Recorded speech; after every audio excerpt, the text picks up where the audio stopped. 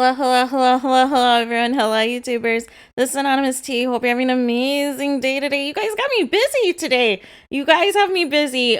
Today we are talking about Love Match Atlanta. It was the premiere tonight on Bravo, and I just got finished watching it, you guys, and it's a mess. It is an absolute mess, you guys.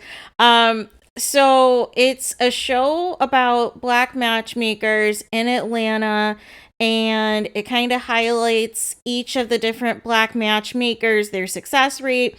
So we have the matchmaking duo, and they said that their prices start at $25,000, you guys. That's like a down payment for a house, you guys, or if you wanted to buy like a car, like like straight cash or something. What is happening? What is going on, you guys?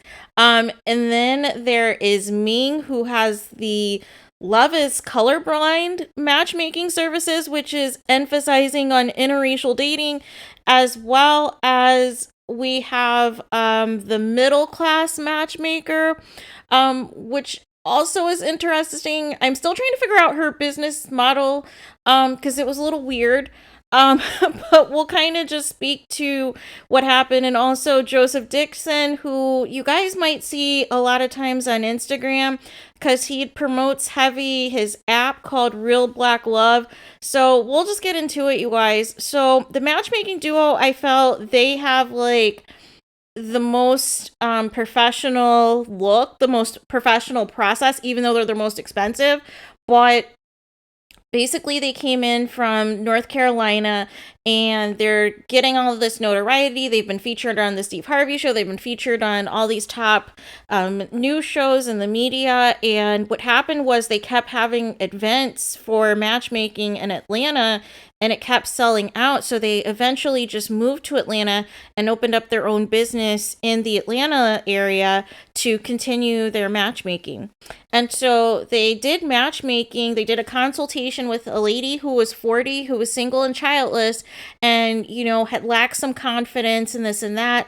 So they consulted with her, and they were talking about the people that they had in their database and who they felt, you know, could potentially be matches for her. So then they brought her back and was like, hey, we have a date that we think will be good for you.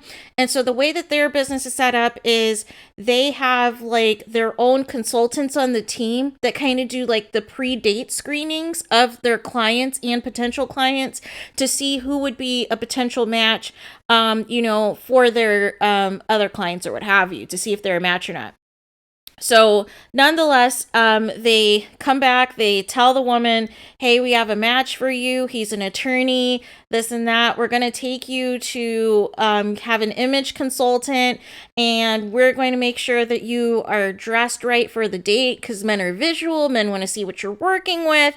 And lo and behold, they went on a date, they hit it off, and they're going to keep in contact. So I guess we'll see throughout the show if there'll be like an update on any of their clients, if that are successful, if it does lead to a relationship or not. And then Ming, who had Love is Colorblind, she had a non-black client that wants, quote, chocolate women, which I had a problem because it's like non-black people referring to people as chocolate is a no for me, you guys.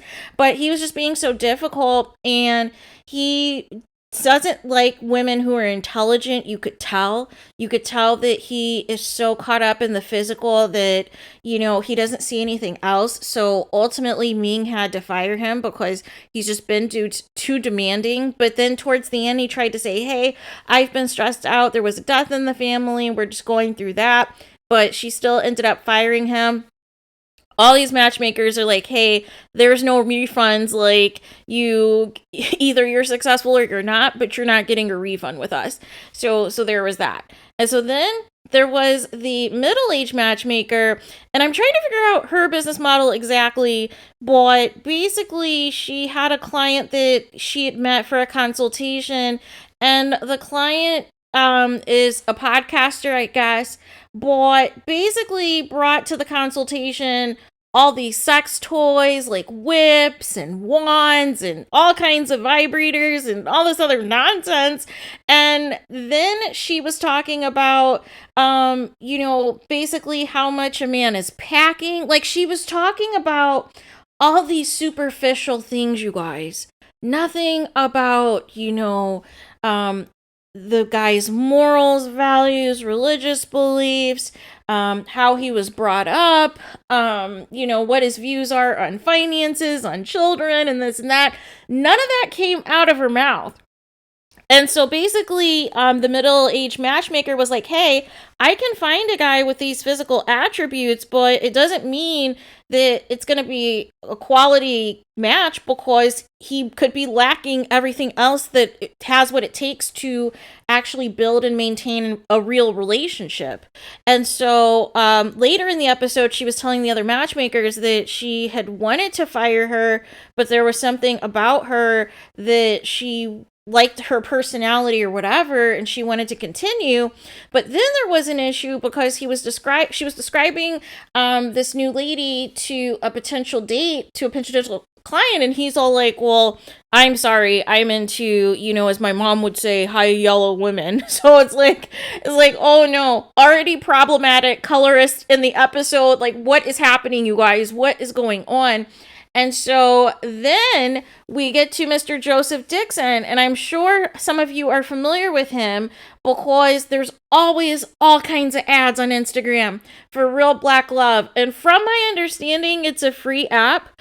I'm not sure like what has happened recently or anything like that, but from what I knew initially, it was a free app designed for Black men and women to, be on the app and potentially find love. And so then there are some love matches. However, he apparently dates his clients, so he reactivated his own account on his own app to date his latest girlfriend, Paris, and allegedly this is like the third or fourth woman that he himself has met off the app. So he's basically dating the clientele, you guys.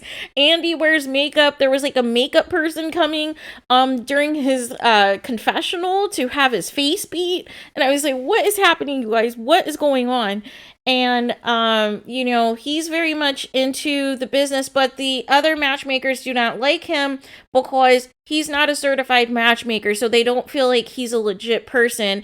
And then the matchmaking duo, the first matchmaking company that was presented to us, they felt that Joseph steals their ideas. So the first idea that they felt that he stole was, having a VIP feature for his database.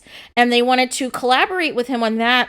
But instead, he just said, oh, we'll skip that. I'll just create my own VIP via my app. So it's like, he utilizes these people for their knowledge and makes it seem as though he's going to collaborate with them, but really he just like steals their ideas and like makes it his own and then tries to like profit off of it. So, and then his girlfriend Paris, she apparently is in marketing or what have you, and so basically he gave her a contract with a company, so the split is 60-40, and she's basically coming up with new marketing ideas.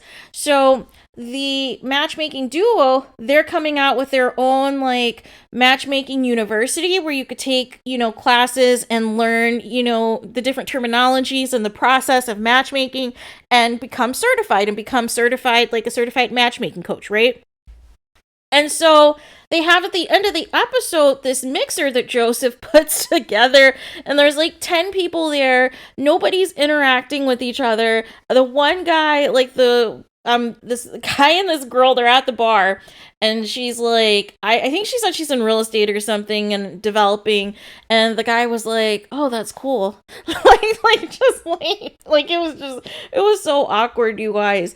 But anyways, all the matchmakers like go to this event, and essentially they are, mingling, and then Joseph and his girlfriend make an announcement, and the guy, Jimmy, I don't know, those of you guys Ready to Love fans, they said that he was a host, but it reminded me of Jimmy from season 2, who was the real estate agent. he looks just like him. I need to like do some digging after this to see if it's the same person. But I was like, no way, he's the event planner. He's a real estate agent.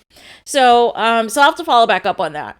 But basically they got on the mic and said that they were coming out with their own university to become matchmakers. And we were like, wait. And so then the producers, they like rolled the tape of the matchmaking duo basically speaking to this a week ago. And here we are. And so now the matchmaking duo, they're going to have more beef with Joseph because, number one, they feel that he owes them money from back when they were in Charlotte and he stole their VIP deal idea versus collaborating together. And then also, you know, they're coming out with their own university, and Joseph now is coming out with some type of university for his platform. So they're just agitated. So at the end of the episode, they get up there and they're like, well, we're the real matchmakers. And then and then the episode ends. And I'm like, this is about to be a mess, you guys. Because Joseph had wanted them to bring some of their clients to the mixer, but none of the other matchmakers trust him and they feel like they would lose their clients because he would poach them. So it's just all a mess, you guys. It's all a mess. It's weird because it's like, on one end, they want to show that there's unity amongst the matchmakers, because especially if you have different clients, you want to refer to each other. But at the same token, it's still a competition, right? It's still a competition because some are international, some are not. Some have different price points, some have different levels of clienteles. And, you know, so then certain people feel that, you know, they've already established themselves more than others, or they have more experience than others, or because they're certified and somebody isn't, or somebody that like steals their ideas and steals their platforms, then they have an issue. But it was just a mess, you guys.